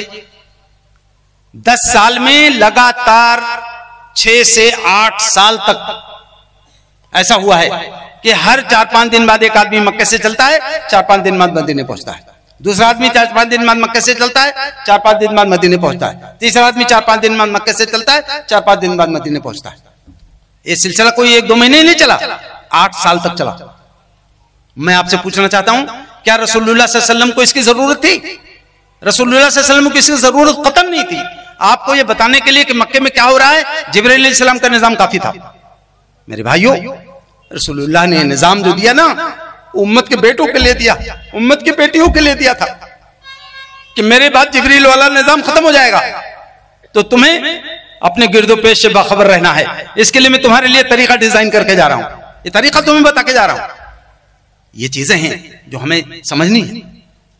میں پھر ابھی علماء کرام کی خدمت پہ گزارش کروں گا، رسول اللہ صلی اللہ علیہ وسلم اپنی امت کو باخبر رکھنے کے لیے، اپنی امت کو سیف کرنے کے لیے رسک میں اپنے آپ کو ڈال دیتے تھے، خطرے مول لے لیتے تھے۔ مدینے میں جب آپ آ کے رہنے لگے تو مدینے میں ایک رات کا واقعہ ہے، حدیث میں واقعہ نقل ہے، ایک رات میں چاندنی رات تھی، اچانک شور ہونے لگا، ڈاکو آ گئے ہیں، ڈاکو آ گئے ہیں، ڈاکو آ گئے۔ اب مدینے میں ہڑبڑی مچ گئی، جہاں جو نکڑ اور چوراہے پہ لوگ کھڑے کھڑے سب باتیں کرنے لگے کہ بھئی ڈاکو پتہ نہیں کتنی تعداد میں آئے ہیں، کتنے ہتھیار سے آئے ہیں، کس طرف سے آ رہے ہیں۔ ابھی باتیں چل ہی رہی تھی، اسی وقت لوگوں نے دیکھا کہ جنگل کی طرف سے ایک آدمی آ رہا ہے۔ بعض مورخین نے لکھا ہے کہ لوگوں کو اندازہ ہوا شاید ڈاکو والا کوئی آدمی آ رہا ہو، ہم سے اپنی کنڈیشن منوانے آ رہا ہو، بھی اتنا اتنا دے دو تو ڈاکہ نہیں ڈالے۔ لیکن جو گھوڑے کا سوار قریب آیا، ایک دم چاندنی رات میں دکھ رہا تھا وہ آدمی آتا ہوا، جب وہ گھوڑے کا سوار قریب آیا تو لوگوں نے دیکھا کہ وہ دونوں جہان کے سردار محمد رسول اللہ صلی اللہ علیہ وسلم تھے۔ جا کے آپ لوگوں سے کہہ رہے تھے جاؤ سو جاؤ، کوئی بات نہیں ہے، میں پورا جنگل دیکھ کے آ رہا ہوں، کوئی ڈاکو وغیرہ نہیں۔ اس امت کی حفاظت کے لیے، اس امت کو باخبر رکھنے کے لیے محمد رسول اللہ صلی اللہ علیہ وسلم نے اپنے آپ کو اتنا کھپایا، اتنا رسک میں ڈالا۔ امت کے ذمہ داروں، امت کے قائدین کی ذمہ داری ہے، معاف کیجیے گا، کہ وہ اس امت کے لیے باخبر رہنے کی کوشش کریں، صرف نظریاتی نہیں، فزیکل جو خطرے ہیں ان سے بھی باخبر رکھنے کی کوشش کیجیے۔ یہ 3 اصول میں نے آپ کے سامنے رکھے۔ بہت ساری باتیں ہیں، ہمارے محترم دوست نے ابھی آپ کے سامنے انصاف اور ساری باتیں رکھی۔ میں آپ کو انصاف کے بارے میں ایک بات کہنی چاہتا ہوں، پوری دنیا کی ہسٹری اٹھا کے دیکھ لیجئے، محمد صلی اللہ علیہ وسلم نے جو انصاف کا معیار قائم کیا وہ دنیا میں محض ایک خواب بن سکتا ہے، دنیا کی کسی اور مذہب میں پایا نہیں جاتا ہے۔ یہ اسلام کا کمال ہے۔ آپ صلی اللہ علیہ وسلم کی بیٹی کا نام آپ جانتے ہیں، فاطمہ تھا۔ آپ کے زمانے میں مدینے میں ایک عورت نے چوری کی، ان کا نام فاطمہ تھا۔ یہ روایت شیعوں میں بھی ہے اور سنیوں میں بھی۔ وہ عورت نے چوری کی، جب تحقیق ہوئی تو پتا چلا کہ چوری اتنی بڑی ہے کہ چوری کی جو سزا اسلام میں ہاتھ کاٹ دینا، وہ ہاتھ کاٹ دیا جائے۔ آپ صلی اللہ علیہ وسلم نے فیصلہ دے دیا۔ آپ کے بہت چہتے صحابی ہیں اسامہ ابن زید، ان کو لوگوں نے سفارش میں لیا، حضور ان کو بہت چاہتے تھے۔ انہوں نے جا کے کہا رسول اللہ بڑے اونچے خاندان کے ہیں، بہت اچھے خاندان کے ہیں، تھوڑی سزا کم کر دیجئے، تھوڑی تخفیف کر دیجئے۔ آپ کا چہرے کا رنگ بدل گیا، غصے میں آ گیا۔ آپ نے فرمایا اسامہ اللہ کے حدود کے بارے میں تم مجھ سے سفارش کرنے آئے؟ آگے کی بات سنیے ذرا۔ آپ نے فرمایا خدا کی قسم پچھلی قومیں اسی لیے تباہ ہوئی کہ جب ان کے بڑے جرم کرتے تھے چھوڑ دیے جاتے تھے، اور چھوٹے جرم کرتے تھے تو ان کو سزا دی جاتی تھی۔ ہم اپنے سامنے دیکھ سکتے ہیں، یہاں ایک پورا سیاسی نظام اور اس کی تاریخ موجود ہے جہاں مختلف ذات و برادریوں کے حوالے سے الگ الگ سزائیں ہیں۔ اللہ کے نبی محمد صلی اللہ علیہ وسلم نے فرمایا اس خدا کی قسم جس کے قبضے میں محمد کی جان ہے، آج محمد کی بیٹی فاطمہ نے چوری کی ہوتی تو اس کا ہاتھ کاٹ دیا ہے۔ یہ انصاف کا معیار ہے، ہمیں اس کو بتانا ہے، کھل کر کے بتانا ہے۔ میں آپ سے عرض کر رہا ہوں، ایک بار مثلا 35 سال پہلے میں کہ بالکل نہ عمر ہی رہی ہوگی، اس وقت میں گفتگو کر رہا تھا مدھورا کے شاہی عیدگاہ میں، جہاں آج کل بڑا مسئلہ چلا رہا ہے۔ قریب 12-13 ہزار لوگ تھے، آرام سے اس میں آدھے سے زیادہ غیر مسلم تھے۔ جیسے میں نے واقعہ نقل کیا، ایک صاحب اسی میں کودنے لگے، اچھے خاصے لوگ وہ کودنے لگے۔ میں سمجھا کہ کوئی مخالفت میں کوئی بات کرے، وہ کود رہے تھے تو وہ جملہ بول رہے تھے، وہ کہہ رہے تھے میں پوری دنیا کو چیلنج کرتا ہوں، ایک بھی اداہرن پوری سنسار کے اتہاس میں نہیں دے سکتے ویسا۔ محمد صلی اللہ علیہ وسلم نے جس طرح انصاف کو قائم کرنے کا اعلان کیا، تو میں آپ سے عرض کر رہا ہوں کہ آپ کو پورے کانفیڈنس کے ساتھ دین کو سمجھنا ہے اور اس میں مضبوطی سے جمے رہنا ہے۔ اب میں آخر میں جو باتیں کہنا چاہتا ہوں وہ بالکل میرے پاس ٹائم نہیں ہے، میں آپ سے عرض کرنا چاہتا ہوں کہ محمد صلی اللہ علیہ وسلم نے دنیا کو کیا دیا؟ دنیا کو محمد صلی اللہ علیہ وسلم نے وہ کچھ دیا جو اللہ کے نبی ہی دے سکتے ہیں۔ دنیا میں کہہ رہا ہوں اگر وہ چیز جو حضور کا سب سے بڑا انعام ہے، جو حضور کا سب سے بڑا کنٹریبیوشن ہے، اگر وہ نہ ملتا تو دنیا میں صفائی ستھرائی ہو جائے، دنیا میں ایک دم ہر روڈ کلین ہو جائے، اگر وہ چیز نہ ملے معاف کیجیے انسانیت تباہ ہو جائے گی۔ میں اس سے یہ نہیں مراد لے رہا ہوں کہ صفائی ستھرائی کی اہمیت نہیں ہے، لیکن جو بیسک چیز محمد صلی اللہ علیہ وسلم کا the basic contribution to humanity ہے وہ ہے کہ انسانیت کا تعلق جو اللہ سے ٹوٹ گیا تھا، انسانیت کا تعلق اللہ سے ٹوٹ گیا تھا، انسان اپنے ہاتھوں اپنے خدا بناتا تھا، اس کی پرستش کرتا تھا، ایران میں آگ کی پوجا ہو رہی تھی، دنیا میں کہیں جانور ہے، کہیں پتھر ہے، جنگل ہے، پہاڑ ہے، سب کی پرستش چل رہی تھی۔ یہ جو انسان اللہ سے دور ہو کر انسان کا رشتہ جو اللہ سے ٹوٹ گیا تھا، اس کے نتیجے میں جو انسان اپنے آپ کو ذلیل کر رہا تھا، اللہ کے نبی محمد صلی اللہ علیہ وسلم کا سب سے بڑا احسان یہ ہے کہ آپ نے انسانیت کو اللہ سے جوڑ دیا، اللہ سے انسان کو دوبارہ سے آپ نے گویا ریکنیکٹ کر دیا، جوڑ دیا، اور انسان کی عزت دوبارہ سے بحال ہو گئی۔ آج بھی انسانیت کو اگر توقیر دینی ہے، انسانیت کی عزت کو بحال کرنا ہے، اس کا صحیح طریقہ یہ ہے کہ انسانیت کو اللہ سے جوڑ دیا ہے۔ یہ پہلا کام ہے۔ محمد رسول اللہ صلی اللہ علیہ وسلم کا دوسرا احسان سن لیجئے، دنیا سے غلامی کے نظام کا خاتمہ ہو گیا۔ دنیا سے غلامی کے نظام کا خاتمہ کرنے والی کوئی اور شخصیت نہیں ہے، اس شخصیت کا نام محمد صلی اللہ علیہ وسلم۔ جن لوگوں نے مانا دنیا میں 1300 سال حکومت کرنے کے باوجود انہوں نے کسی انسان کو غلام نہیں بنایا۔ اٹھا کے احادیث دیکھ لیجئے، ابن ماجہ کی روایت ہے، ابو داؤد کی روایت ہے، اللہ کے نبی نے فرمایا 3 قسم کے لوگوں کی نماز قبول نہیں ہوتی ہے۔ اس میں ایک قسم وہ ہے جو کسی آزاد انسان کو غلام بناتا ہے، اس کی نماز نہیں قبول ہوتی۔ محمد رسول اللہ صلی اللہ علیہ وسلم نے غلاموں کو کیا مرتبہ دی، اس پر بہت تفصیلی بات ہو جائے گی، میں ادھر جانا نہیں چاہتا، لیکن آپ صلی اللہ علیہ وسلم کے پاس ایک لڑکے کو لایا گیا، وہ لڑکے کو لا کے لوگوں نے بیچ دیا تھا، جنہوں نے خریدا انہوں نے اپنی پھوپھی کو پیش کیا، وہ پھوپھی جو تھی حضور کی بیوی حضرت خدیجہ تھی، بچے کا نام زید تھا، اس کے بہت ہونہار بچہ، آپ نے پالا، انتہائی محبت و شفقت کا مظاہرہ کیا، آپ نے اپنے گھر کے بچے کی طرح پالا۔ اس کے والدین کو پتا چلا تو اس کے باپ اور چچا آئے اور کہنے لگے ہم نے سنا ہے آپ بہت شریف آدمی ہیں، ہمارے بچے کو لوگوں نے لا کے بیچ دیا تھا، تو ہم آپ کے پاس آئے ہیں، ہمارے بچے کو آپ ہمیں واپس کر دیجئے، آپ کچھ مانگیں گے تو ہم دے بھی سکتے ہیں، اللہ نے ہمیں دیا۔ اللہ کے نبی ناراض ہو گئے، آپ نے فرمایا اتنے عرصے نہ جانے آپ اپنے لاڈلے کے بغیر کیسے رہے، تو لینے دینے کی بات کہاں سے آپ کر رہے ہیں؟ میں بچے کو بلاتا ہوں، اسے آزاد کرتا ہوں، جانا چاہے چلا جائے، لیکن اگر نہیں جانا چاہے گا تو میں اسے بھگاؤں گا نہیں۔ آپ نے بلایا زید کو، کہا بیٹے ان لوگوں کو پہچان دو، کہاں ہے میرے ابو ہے، میرے چچا ہے، کہا بیٹے یہ لوگ تمہیں لینے آئے ہیں، جانا چاہو تو چلے جاؤ۔ 20 انگریزوں نے لکھا اس واقعے کو کہ دنیا میں ایسا ایگزامپل نہیں ملتا کہ کسی نے اپنے ماں باپ کے ساتھ اپنے پیرنٹس کے ساتھ جانے سے منع کر دیا ہو۔ زید آ کے پیچھے سے حضور کو پکڑ لیا انہوں نے اور کہا میں آپ کو چھوڑ کے کہیں نہیں جا سکتا۔ باپ نے کہا بیٹے تم آزادی پر غلامی کو ترجیح دے رہے۔ زید نے کہا ابو مجھے جو یہاں مل رہا ہے وہ دنیا میں مجھے کوئی اور نہیں دے سکتا۔ باپ چلے گئے۔ یہی زید ہے جن کا نام قرآن میں ہے۔ قرآن میں علی کا نام نہیں ہے، قرآن میں عثمان و ابو بکر کا نام نہیں ہے، اسی زید کا نام ہے جو مکے کے بازار میں بکنے آیا تھا۔ میں آپ کو کہنا چاہتا ہوں ابھی ہماری عمر میں، ابھی ہمارے بچپن میں، اسی افریقہ میں جب انگریزوں کی حکومت تھی ساؤتھ افریقہ میں، بلیکس کے پارک الگ تھے کالے لوگوں کے اور وائٹس کے پارک الگ تھے۔ کسی بلیکس کے کسی بچے کو، کالے نسل کے بچوں کو وائٹس کے پارک میں جانے کی اجازت نہیں تھی۔ کئی بار ایسا ہوا، چلے گئے تو جان سے اس بچے کو ہاتھ دھونی پڑی۔ ہماری عمر کی بات ہے۔ اسلام نے انہیں کالے لوگوں کو کیا مقام دیا؟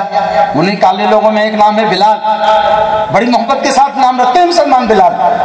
بلال اللہ کے نبی کے چہتے صحابی، وہ خود کہتے ہیں کہ جب میں ایمان نہیں لایا تھا میں سوچتا تھا کہ کعبے کے اندر لوگ جا کے کیا کرتے ہیں، کعبے کو کیوں چومتے ہیں، کیونکہ مجھے کعبے کے قریب سے گزرنے کی بھی اجازت نہیں تھی۔ میں کالا غلام تھا۔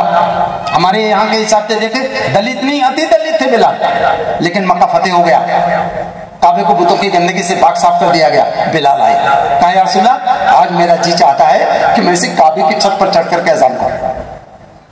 اللہ کے نبی مسکرائے، کچھ بولے نہیں آپ۔ صحابہ نے سمجھا شاید آپ بھی چاہتے ہیں، کہا رسول اللہ تھوڑا توقف فرمائے, ہم سیڑھی لے آتے ہیں, چل ذرا اونچی ہے, پھر آپ نے فرمایا سیڑھی کی کیا ضرورت ہے, میں تو موجود ہوں.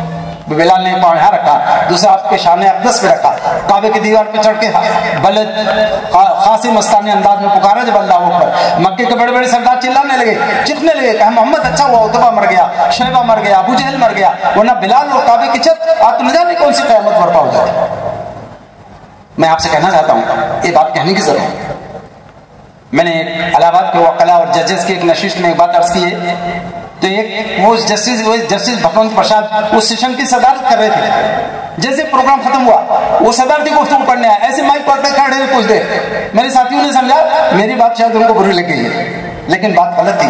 جیسے بولے آواز بھر آ گئی, انہوں نے کہا کہاں گئے مولانا صاحب جو لکھنؤ سے آئے ہیں؟ ابھی آپ بلال کا ذکر کر رہے تھے, اصل میں وہ دلت کمیونٹی تھے, وہ جج تو تھے لیکن دلت کمیونٹی کے تھے. انہوں نے کہا کہ ابھی آپ بلال کا ذکر کر رہے تھے, میرے جیسے کروڑوں بلال اس ملک میں موجود ہیں, آئیے سب کو محمد کا وہی پیغام دے دیجیے, سب کو اپنا بنا لیجیے. یہ وہ چیز ہے جو ہمیں کچھ ذمہ داریوں کا احساس دلا ہے. غلامی کو ختم کر دیا آپ نے, عورتوں کو مقام دیا کہ جن عورتوں کو لوگ لڑکیوں کو زندہ دفن کر دیتے تھے ان کی حفاظت کا کام لیا. مکے کے اندر 300 سے زیادہ لڑکیوں کو آپ نے زندہ دفن ہونے سے بچایا. اور جملہ سن لیجیے, یاد رکھیے جملے کو. حضور نے فرمایا لا تکرہوا البنات فإنی ابو البنات, لوگوں لڑکیوں سے نفرت نہ کیا کرو, میں تو لڑکیوں کا باپ ہوں. سمجھ آئیے, اگر لڑکیاں ہونا عزت اور انسلٹ, بے عزتی اور انسلٹ کی بات ہوتی تو لڑکیوں کا باپ ہونا بھی انسلٹ کی بات تھی. اگر انسلٹ کی بات ہوتی تو اللہ اپنے آخری پیغمبر کو اس انسلٹ سے ضرور بچا لیتا. آپ نے فرمایا لڑکیوں سے نفرت نہ کیا کرو, میں تو لڑکیوں کا باپ ہوں. جو لوگ دفن کر دیا کرتے تھے اپنے بچوں کو, ایک صحابی آتے کہتے ہیں یا رسول اللہ میں زمانے جاہلیت میں سفر میں جا رہا تھا, میری بیوی امید سے تھی, میں نے کہا جو کوئی لڑکی پیدا ہوگی تو اس کی مجھے ضرورت نہیں, تم اس کو دفن کر دینا, لڑکا پیدا ہوگا تو رکھ لینا. کہتے ہیں 7-8-10 مہینے بعد میں آیا, بیوی سے پوچھا, انہوں نے کہا لڑکی پیدا ہوتی آپ کو ضرورت نہیں تھی تو میں نے اس کو ختم کر دیا. وہ کہتے ہیں کہ میں مطمئن ہو گیا اللہ کے رسول. کچھ دن بعد میرے گھر پہ ایک بچی آئی چھوٹی سی, بڑی پیاری بڑی مونی سے لگی, تو میں نے لپک کے اس کو اٹھا لیا. میں نے کہا بڑی بھولی بچی ہے, کس کی بچی ہے؟ میری اہلیہ نے کہا, میری وائف نے کہا کہ وہ میری بہن کی بیٹی ہے. وہ کہتے ہیں کہ پھر میں اس کو کہتا بلا لو, بہت اچھا لگتا ہے جب وہ گھر میں رہتی ہے. ایسے کچھ دیر آتی, بڑی ہو گئی, چلنے پھرنے لائق ہو گئی, برسوں آتی رہی اس طرح.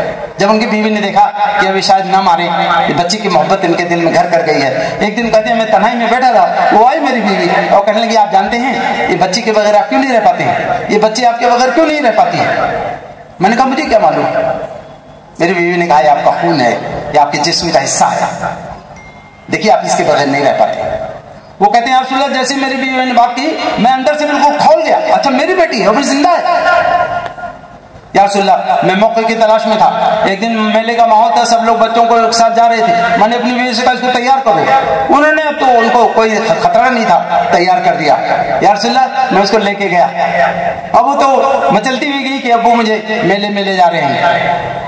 تھوڑی دور پہ آگے جا کر کے میں نے راستہ بدل دیا, ایک جگہ سے پھاڑا لیا اور میدان کی طرف چلا گیا, وہاں گڈھا کھودنے لگا. اس کے بعد وہ کہتے ہیں یا رسول اللہ گڈھا کھودتے ہوئے میرے اوپر مٹی اور دھول آ جاتی تھی تو میری بچی دوڑ دوڑ کے جھاڑنے لگتی تھی, ابو آپ یہاں کیوں اتنی محنت کر, کس لیے گڈھا کھودے, اسے کیا معلوم میں کیا کر رہا ہوں. تھوڑی دیر میں گڈھا خوب گہرا ہو گیا, میں نے اس کی گردن پکڑی, اس میں ڈال دیا. کہتے ہیں اللہ کے رسول آخری آواز اس کی جو آ رہی تھی میرے کان میں, اس کے بعد آواز آنی بند ہو گئی. وہ کہہ رہی تھی ابو میں نے آپ کا کیا بگاڑا, آپ مجھے کیوں مارنا. اللہ کے نبی محمد رسول اللہ صلی اللہ علیہ وسلم رونے لگے. صحابہ نے ان کو ملامت کی, تم نے حضور کو غمزدہ کر دیا. حضور نے فرمایا نہیں, اس کو اپنا غم ہلکا کر لینے دو, کہہ لینے دو. 3 بار آپ نے ان سے واقعہ سنایا. یہ جو معاملہ ہے نا آج بھی چل رہا ہے. حکومتیں پریشان ہیں, ایمبریولوجیکل کلنگ ہو رہی ہے ماؤں کے پیٹ میں بچیوں کی. اور معاف کیجیے گا رسول اللہ کی امت میں ایسے نوجوان, ایسے بدقسمت لوگ موجود ہیں جو بچیوں کو آنا دنیا میں پسند نہیں کرتے. ہم لوگ ایک میگزین نکالتے ہیں, اس میں ایک بار ایک نظم شاعری میں آپ کو سنا دیتا ہوں ایسے ہی کہ کسی ماں باپ نے اپنی بچی کو ایبورشن کرا دیا, بچے کو کٹر میں پھینکوا دیا, وہ بچی جنت میں چلی گئی تو جنت سے اپنی امی کو فون کر رہی ہے. یہ آج کے صورتحال پر ہے. اس نظم کا نام ہے اور لائن کٹ کے. بچی کہہ رہی ہے ہیلو ممی میں جنت سے بول رہی ہوں, یہاں جنت میں پھول کھلے ہیں، تتلی بھورے ناچ رہے ہیں، اللہ کی حمد و ثنا ہو رہی ہے. ہیلو ممی، جنت میں بہت اچھا ماحول ہے. ہیلو ممی، میں تمہیں بہت یاد کرتی ہوں. ممی کیا تم بھی مجھے یاد کرتی ہو؟ ہیلو ممی، تم مجھے کیسے یاد کرو گی؟ تم نے میرا نام ہی کوئی کب رکھا تھا جو تم مجھے یاد کرو؟ ہیلو ممی، تم نے میرے جسم میں خنجر اور جو ہے چاقو بھونک دیا، ٹکڑے ٹکڑے کر دوایا اور گٹر میں پھینکوایا. ہیلو ممی، کیا تم نے دنیا میں کتے اور گدھے کو بھی ایسا کرتے ہوئے دیکھا ہے کبھی؟ ہیلو ممی، تم نے میرے ساتھ ہی کوئی سلوک کیا، میرے جینے کا حق کیوں چھین لیا؟ کیا تم نے بھیا کے بھی ساتھ ایسا کرنا پسند کرو گی؟ اس کے بعد وہ آگے کہتی ہے، ہیلو ممی، میرا مالک، میرا آقا ایک دن جب تم سے پوچھے گا جرم وہ کیا تھا جس کے بدلے تم نے مجھ کو قتل کیا. ہیلو ممی، کچھ تو سوچو، کیا بولو گی؟ جلدی سوچو ورنہ تم جنت میں مجھ سے ملنے کیسے آؤ گی؟ ہیلو ہیلو لائن کٹ. میں آپ سے کر رہا ہوں جتنی بات میں نے نظم پڑھی آنکھوں سے اشک کا خراج وصول کر لیا اس نظم میں. یہ صورتحال ہے، یہ وہ پیغام ہے جو ہمیں یہاں کی تمام ماؤں بہنوں کو بھی دینا ہے کہ محمد رسول اللہ صلی اللہ علیہ وسلم نے صنف نازک کی کیسی حفاظت کی. اور آخری بات تو مجھے اس وقت آپ سے کہنی ہے کہ محمد صلی اللہ علیہ وسلم نے معاشرے کے تمام کمزوروں کے لیے آپ مسیح تھے. میں صرف ایک مثال دے کر کے بات ختم کرنی چاہتا ہوں. ہمیں ہر گھر میں کنسٹرکشن کا کام ہوتا ہے، تعمیر کا کام ہوتا ہے، مزدور رکھے جاتے ہیں.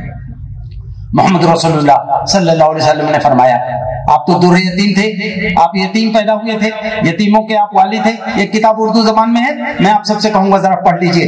میں 10-12 بار اس کتاب کو پڑھ چکا ہوں. اس کتاب کا نام در یتیم ہے، مصنف ماہر القادری. یہ کتاب ہندی زبان میں بھی ہے جس کا انتظار تھا. محمد صلی اللہ علیہ وسلم نے مزدوروں کے ساتھ کیا برتاؤ کیا وہ میں آپ کو کہنا چاہتا ہوں. آج بھی وہ بلڈر بڑا چالاک مانا جاتا ہے جو مزدوروں کی مزدوری ذرا پھنسا کے رکھتا ہے. معاف کیجیے، اگر بلڈر ہوں تو آپ برا نہ مانیں، یہ بہت بڑی خطرناک بیماری ہے. اللہ کے نبی نے فرمایا مزدور کی مزدوری اس کا پسینہ خشک ہونے سے پہلے دے دو. اگر آپ آنےسٹی کا مظاہرہ کریں گے تب دوسروں سے آنےسٹی کی امید رکھیے. آپ چالاکی کا مظاہرہ کریں گے تو سامنے والا بھی آپ سے چالاکی کر سکتا ہے. اللہ کے نبی نے فرمایا مزدور کی مزدوری اس کا پسینہ خشک ہونے سے پہلے دو. اور یہ جو مزدور ہے نا، یہ کوئی ہمارے اور آپ سے کوئی کم درجے کا انسان نہیں ہے. اس کی مجبوریاں ہیں جو ہمارے ہاں مزدوری کرنے آ رہا ہے، ورنہ وہ بھی میری طرح انسان ہے، وہ بھی آدم کا بیٹا ہے، وہ بھی ہوا کا بیٹا ہے. ہماری طرح سے اس کے سارے وجود ہیں. اللہ کے نبی صلی اللہ علیہ وسلم کے پاس ایک مزدور صحابی آیا. حدیث میں آتا ہے آئے آپ سے مسافہ کیا، انہوں نے ایسے سلام کیا. سلام کرنے کے بعد پیچھے ہٹے. میں آپ سے بتا رہا ہوں کہ یہ بات کو کہنا بھی ذرا مشکل ہے. سلام کرنے کے بعد وہ پیچھے ہٹے تو آپ نے پوچھا کیا تم نے اپنے ہاتھ میں کچھ گدایا ہے کیا؟ انہوں نے کہا کہ اللہ کے نبی میں نے کچھ نہیں گدایا ہے. کہانی مسافر کے دوران مجھے لگا کہ تمہارے ہاتھ میں کچھ گدا ہوا ہے. انہوں نے اپنا ہاتھ سے پھیلا دیا، کہا یا رسول اللہ میں نے کچھ گدایا نہیں ہے، یا رسول اللہ میں مزدور پیشہ آدمی ہوں، بال بچوں کا پیٹ پالنے کے لیے میں پتھر پہ پھاڑا چلاتا ہوں، تو پتھروں کو تھوڑا توڑ توڑ کے سائز میں چوکور کر دیتا ہوں تاکہ لوگ اینٹ کی طرح اس کو دیوار میں لگا لیں. یا رسول اللہ بہت عرصے سے میں کام کر رہا ہوں، پہلے نشانہ سب کتے کتے کلر کے ہو گئے تھے، ابھی سب کالے ہو گئے. ایسے انہوں نے کہا دیا. اللہ کے نبی صلی اللہ علیہ وسلم ہم اور ہمارے ماں باپ آپ کو خدا لپک کر کے آپ نے ان کا ہاتھ پکڑا اور ایسے لے کو چوم لیا اور کہا کہ تو کتنا اچھا انسان ہے، اتنی محنت مشقت کر کے اپنے بال بچوں کا پیٹ پالتا ہے، کسی کے سامنے ہاتھ نہیں پھیلاتا، چوری نہیں کرتا، دھوکہ نہیں دیتا. روایت میں آتا ہے جب تک وہ زندہ رہے صحابہ اور بعد کے دور کے تابعین ان سے مسافہ کرتے تو اس ہاتھ کو چوم لیتے. اس ہاتھ کو تو اللہ کے آخری پیغمبر نے چوما تھا. میں آپ سے کہنا چاہتا ہوں یہ تعارف ہمیں محمد صلی اللہ علیہ وسلم کا لوگوں کے درمیان کرانا چاہیے. میری اپنی بیٹیوں سے میں کہنا چاہتا ہوں، اپنی بہنوں سے کہنا چاہتا ہوں، آپ اللہ کے نبی صلی اللہ علیہ وسلم کی زندگی کو پڑھیے. اللہ کے نبی صلی اللہ علیہ وسلم کی بیویوں نے اور دوسری صحابیات نے کیا کیا نمونے چھوڑے ہیں اسلام کی تاریخ میں، اس کا احاطہ کرنا مشکل. میں اس وقت آپ سے کہنا چاہتا ہوں آخری بات کہ یہ ہے کہ آج کے دور میں جب اسلام اپنوں میں اجنبی ہو گیا ہے، جب ہمارے اپنے لوگ اسلام کو نہیں جانتے، اسلام کے خلاف شکوک و شبہات کے سوالات مسلمان نوجوان کرتے ہوں، ایسے میں کیا ضروری نہیں ہے کہ ہم سیرت کے کلاسز لگائیں؟ میں لکھنؤ میں جہاں رہتا ہوں، ایک مسجد میں لوگ آئے میرے پاس، کہنے لگے سر ہم اللہ کے نبی کی سیرت سننا چاہتے ہیں. تو میں نے 6 دن میں مکمل کیا. مجھے اچھی طرح یاد ہے آخری دن جب میں نے اللہ کے نبی کے رحلت کا بیان کیا کہ حضور جب گئے دنیا سے کیا کیفیت تھی، پوری مسجد میں سوائے رونے کے کوئی آواز نہیں آئی. میں نے اپنے گھر میں جا کے کہا کہ دیکھو مسلمانوں سے مایوس ہونے کی ضرورت نہیں ہے، ان کے دلوں میں ابھی رسول اللہ کی محبت کی نسبت کی چنگاری زندہ ہے، ان کو دوبارہ سے زندہ کیا جا سکتا ہے. بس ضرورت یہ ہے کہ محمد رسول اللہ صلی اللہ علیہ وسلم کے تعلق سے ہم اپنے علم میں اضافہ کریں، آپ کی ذات سے ہماری محبت ہو، آپ صلی اللہ علیہ وسلم سے ہمیں شغف ہو، آپ صلی اللہ علیہ وسلم کا ہمارے دلوں میں ادب ہو. یہ سب عناوین ہیں جو باقاعدہ قرآن میں بیان ہوئے ہیں. میں آپ سے کہنا چاہتا ہوں کہ آج اگر ہم اس دین کو دنیا کے سامنے پیش کریں گے، رسول اللہ کی محبت میں ہمارے دل بے چین رہیں گے، اور ہم جب بھی یاد کریں آپ صلی اللہ علیہ وسلم پہ درود بھیجیں، سلام بھیجیں، آپ کے احسانات یاد کریں، اور اس دین کو جو مسلمانوں میں ابھی اجنبی ہے اس کو ہم پوری دنیا میں متعارف کرانے کی کوشش کریں. اگر مخالفت ہو تو اس کو انگیز کریں، ان کنفیوژنس کو دور کریں. یاد رکھیے یہ ہماری جو بیٹیاں ہیں، یہ ہمارے جو نوجوان ہیں، ہمارے جو بھائی ہیں، اگر آج ہم یہ کام کریں گے، اپنے آپ کو کھپائیں گے، اپنے آپ کو تھکائیں گے، تو اگر انشاءاللہ کل آخرت میں پہنچ گئے اور نفسی نفسی کی کیفیت ہو، ساری انسان دنیا میں حشر کے میدان میں موجود ہوں اور فرشتے ہمیں اللہ کے نبی کے سامنے سے گزارنے لگے اور حضور کہتے ہیں کہ فرشتوں میرے امت کے بیٹے کو ادھر، جب ساری دنیا کے شیطانوں نے میرے دین پہ حملہ کر دیا تھا، میری امت پہ یہ حملہ آور تھے، میری اس امت کے لاڈلوں نے میری نسبت کی لاج رکھی تھی، میرے دین کے تعارف اور دعوت کے لیے اپنے آپ کو کھپا دیا تھا، لاؤ اس کو میں سینے سے لگاؤں گا، لاؤ اس کو میں اپنے ہاتھوں جامع کوثر پلاؤں گا. میں آپ سے پوچھنا چاہتا ہوں اس سے زیادہ اور کیا چاہیے ہمیں؟ اگر کل اللہ کے نبی سے اچھی ملاقات ہو جائے، ہماری جو بہنیں ہیں بیٹیاں ہیں اگر آج یہ دین کے لیے اپنے آپ کو کھپائیں اور دین کا تعارف کرائیں، دین کو بتانے کی کوشش کریں، آپ تھک جائیں گے نا. یہ تو کہہ رہی ہیں کہ آپ تھک جائیں گے. آپ کہیں گے، میں کہتا ہوں اپنے نوجوانوں کو، میں طلبہ کو سے بھی کہتا رہتا ہوں وہاں کہ اگر تم تھک جانا، بہت زیادہ تھک جانا اللہ تعالیٰ کے پاس، اللہ تعالیٰ کہیں گے اس کو جنت میں لے جاؤ، کہہ دیجیے گا جاتے جاتے اللہ میاں بہت تھک کے آیا ہوں، آپ کے لیے بہت محنت کی تھی میں نے، اب میں جا کے جنت میں 3-4 مہینے صرف سوؤں گا، کہہ دیجیے گا اس وقت. لیکن ابھی اس دین کو ضرورت آپ کے جاگنے کی ہے، آپ کی صلاحیت کی ہے، آپ کے قول اور آپ کے عمل کی ہے، ایک مکمل عملی ایک پریکٹیکل ریپرزنٹیشن کی ہے. اگر ہم یہ نہیں کر سکے تو یقین مان لیجیے کل اللہ کے نبی صلی اللہ علیہ وسلم سے ایک خوشگوار ملاقات بہت مشکل ہوتا ہے. میں اللہ تعالیٰ سے دعا کرتا ہوں کہ اللہ تعالیٰ مجھے حقیر و فقیر کو بھی اور آپ تمام بھائیوں بہنوں بیٹیوں کو بھی اللہ تعالیٰ ہمیں ایسی زندگی گزارنے کی توفیق عطا فرمائے، رسول اللہ سے ایسی محبت ہمارے دلوں میں معجزن فرما دے کہ آپ کے ملائے ہوئے مشن کے لیے ہم اپنی زندگی کا آخری جو ہے ان کا آخری خطرہ تک لگا دیں، اور جب آخرت میں پہنچے تو رسول اللہ سے ایک اچھی ملاقات ہم لوگوں کو مل سکے. اللہ تعالیٰ مجھے غریب اور حقیر کی بھی مدد فرمائے، آپ کی بھی مدد فرمائے. وآخر دعوانا الحمد للہ رب العالمین.